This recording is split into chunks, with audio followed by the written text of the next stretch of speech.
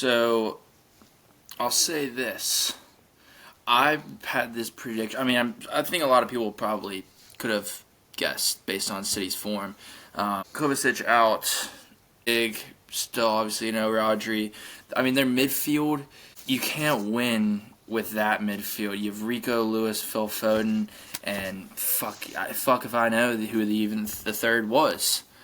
It was disastrous. It was good. Rico Lewis.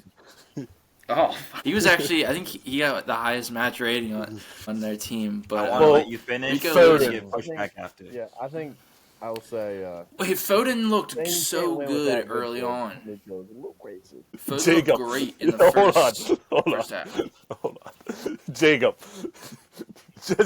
Just calm down. Just relax for 20 minutes. Because every time you're just hopping in here saying no one understands what you're saying.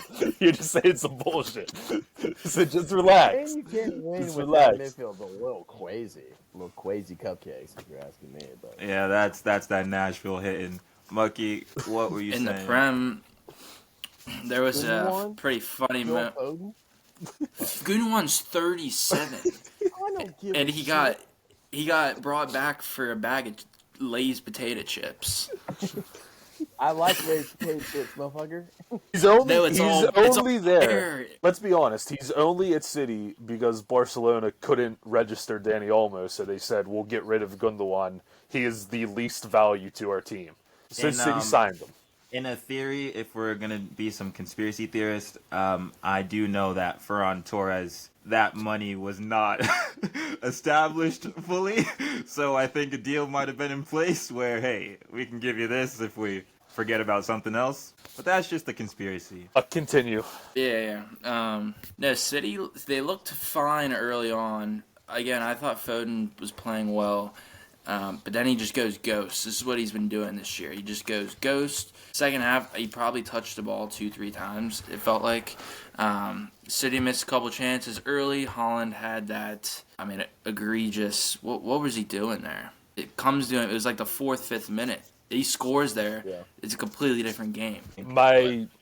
My hypothetical, Muck, to play off that was, do you think this City team is similar in the midfield to Liverpool, like 22-23, where it was Fabinho, Henderson, who else? Wijnaldum. It was all these guys that have ran their course. Their legs are gone. Because let's be honest, looking at City's team, it's always been a team that technically it's made up for everything else. Technically they've been so much better that the running, the chasing, all that didn't matter. And I think the primest example of it is Kyle Walker, who his pace isn't there anymore, and him as a right back is not good. And their midfield's very similar. And why I'm saying this, and this you might agree, you might disagree, they kept showing KDB on the bench during this game. And I was sitting on my couch, and at no point was I like, I'm terrified that he's going to come into this game and change it.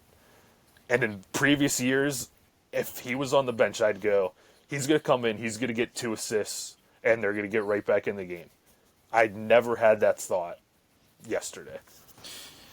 Yeah, and I'll agree with you there. I actually saw this tweet I'm going to read based off what you said.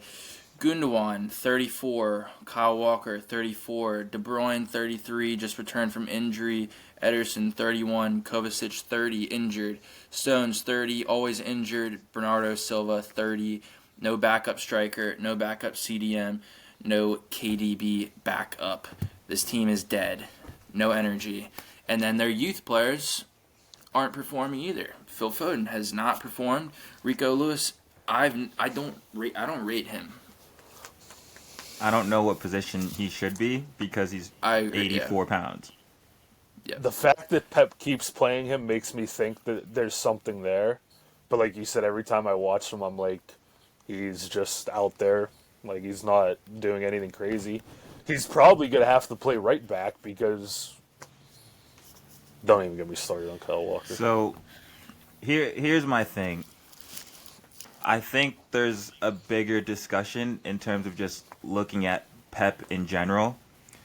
But before I say that, I want to say with the game, if they finish their chances, like you said, it's a completely different story.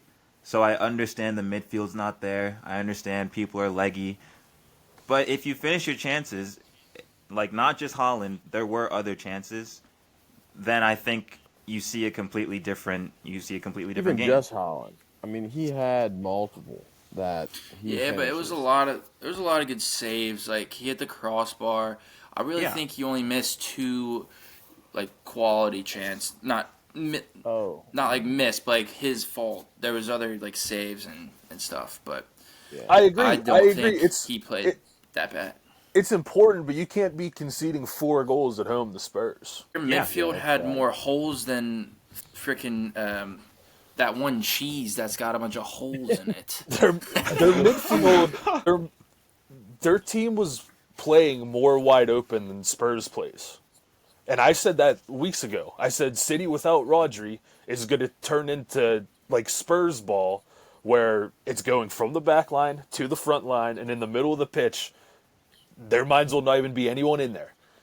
Because James Madison and Kulusevski are just picking up the ball and just saying, bye-bye, I'm running past you, and there's nothing you can do but foul me. I agree. I want to give a So quick shout out to Kulishevsky. For me, doesn't have to be quick.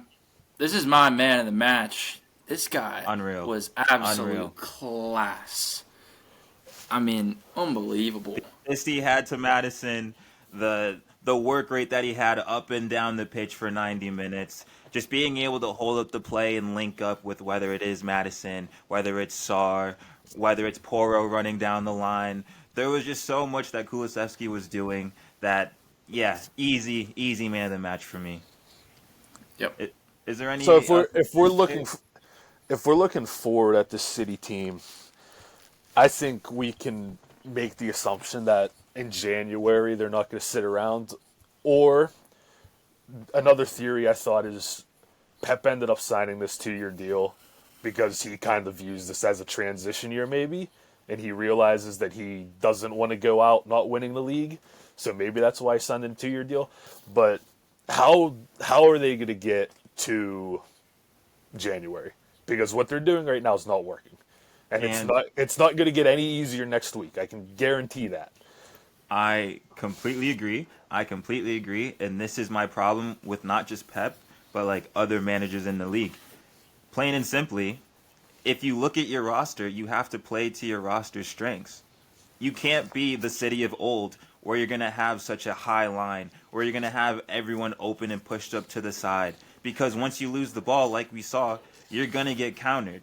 You're going to get exposed. So my critique for coaches is you have to look at your squad. You have to see, oh, okay, so maybe I'm not going to have the Rodri where I know he's not going to lose the ball in dangerous areas. Oh, KDB isn't the creative person, or we don't have a person like KDB to be on the field, even though it should be Phil Foden. But anyways, let's adjust that. So my critique is let's have everyone kind of switch up the style, switch up your style as a manager, see it out through January, and then kind of go from there. You just can't expect to have the same system if the players you have aren't there. Like there's a quality that he usually works with, and now when it's lower, you're starting to see that it's not working out. So for Pep and everyone else, you have to make adjustments if you want to be a top manager. I mean, Prem. They were light. let me ask you